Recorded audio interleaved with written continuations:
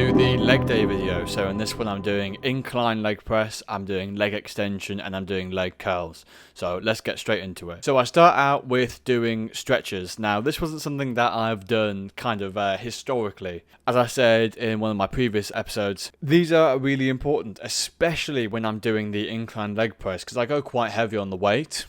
Obviously, some people can do more weight. I've kind of neglected legs for quite a while. So getting back into it, it's really important for me to do these stretching exercises. This also applies to you.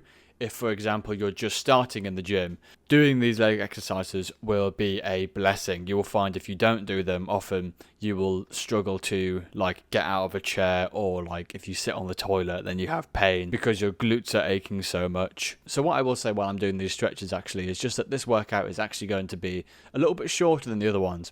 And that's just because I don't like doing legs. That's just the truth of the matter. Now, of course, there's an element of discipline that comes into it when you're talking about something that you don't want to do, but you have to do it anyway. Totally, 100%. That is also applicable to legs. But instead of going above and beyond, I'm kind of just doing the minimum to a standard amount, which is something that I would have looked down on a couple of years ago. But now that I know that I'm able to be more consistent with my leg days, because I know that they're going to be shorter and they're going to be less taxing, especially on my legs as they recover throughout the week.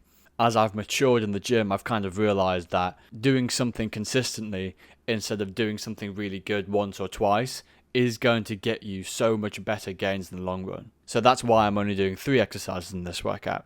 But let's get straight into the incline leg press. Again, sorry for the camera angle on this one, it gets better on the second set. So you can see I've got 3 plates on one side and I've also got 3 plates on the other. I don't know if you can see it, but I've got 3 plates on one side, 3 plates on the other, and each of these plates is 25 kilograms. So in total I'm doing 225 kilograms if I'm also including just the default weight from the machine, which is 75. Now, the thing that kind of surprised me about incline leg press, and if you haven't been to the gym before, this will also surprise you, is in this exercise, you can do so heavy a weight as compared to something in push day or pull day. It's a bit weird doing lateral raises for 6 kilograms and then going over to incline leg press and doing 200. But that's just because of the anatomy of your body. The amount of muscles that you're using for the incline leg press is a lot more than something like lateral raise. So because I go so heavy on incline leg press, I actually only do 2 sets in this workout. Now, to be fair, I could have done 3, but I could feel that I was becoming quite tired and lethargic. I actually ended up doing this later on in the day. But yeah, I could totally feel I was getting a really good pump. I was totally getting a lot of blood into the muscles of the legs. I could tell that I was having a good workout, but I didn't want to overdo it with a 3rd set, especially when I know this is the first exercise of the workout. I don't want to completely burn out before I have to do the other ones.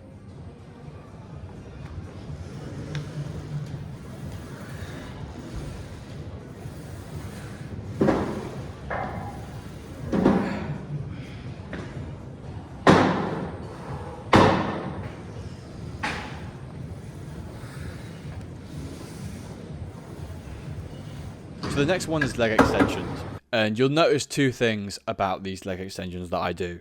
Number 1 is I kind of have the back of the seat a little bit further than some other people like. For whatever reason, for me personally, if I have my knee joints kind of, let's say this is my knee here, if I have the seat here, I just feel really uncomfortable, and it really hits my quads in a really uncomfortable way, it pains me. So I actually put the seat like this. It doesn't have contact with kind of my knee so much. So some people will say this is suboptimal for form. I actually completely disagree. If I have my legs further forward, then the machine that is on my foot that actually bears all the weight, it will force my quad into a more stretched position when it goes all the way back. Because of the way my leg is forward, it almost has further back to go, if that makes sense. So to clarify, if I have my legs further forward, the angle in which the weight-bearing part of the machine, the actual bit that you push against, will be at more of an acute angle if my legs are further forward. So my legs are further forward, here's my knee, it's like this. Whereas if I have it forward like this, it'll just be straight down, which means I get a smaller range of motion. Some people like this, some people don't. I know one of my mates has it the other way that I do, and it works well for him, so I think that's fair enough. but it's something to keep in mind. Second thing is I do a little bit of partials at the end here as well. Just when I can't quite do a full rep, I try and get 2 partials in. I usually kind of bend over the machine. I don't actually really know why I do that, but it probably makes it easier in some way. Maybe it's a bit of cheating, but that's what I do, and you'll be able to notice that as well in this workout. So this laid down leg curl is one that I've actually only been doing recently. Because of the way that the machine is kind of formed and made, I'm able to get a really good stretch in my quads, which is the muscle at the back of the leg. This is because when your body is like this and you're stretching out your leg like that, you're already going to get a stretch anyway. But when you have it weighted, then you're going to be able to get a really good stretch, and you're going to be able to really impact the muscle fibers there for growth. So you're able to go all the way down, then up, all the way down, then up again.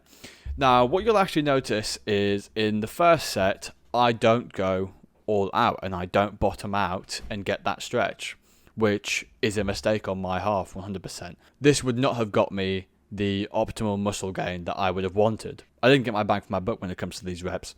So in the second set, I actually correct this because I looked over the footage on my phone and I realized that I wasn't actually bottoming out and I wasn't getting the full range of motion. So in the second set, I try to completely bottom it out. I'm still not locking my knees just because I don't want to take any tension off of my muscles. Or if I am locking my knees and I'm actually doing it on accident, I shouldn't be doing that. If you're doing legs, it's a good tip to just really never lock your knees. You can notice that in the incline leg press as well, that I don't ever lock my knees. This is because if you imagine you're pushing a weight, if you imagine you're doing an incline leg press and you're pushing with your muscles to keep your leg straight, and then you're pushing with your muscles to keep your leg straight.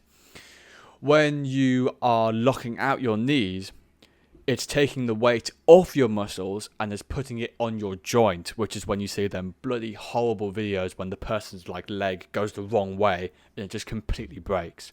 It's because all of the weight has been shifted off their muscles onto the joint.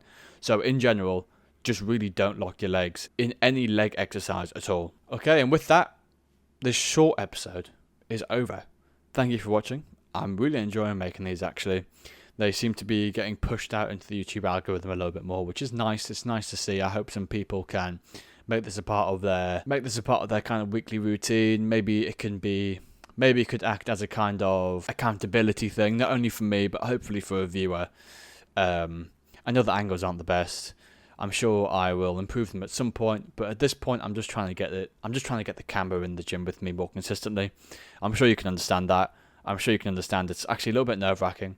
Although I'm really getting used to it now, but bringing a full tripod and going Sam Sulik with it when I have like a mirrorless camera in there with me is a little bit of a jump.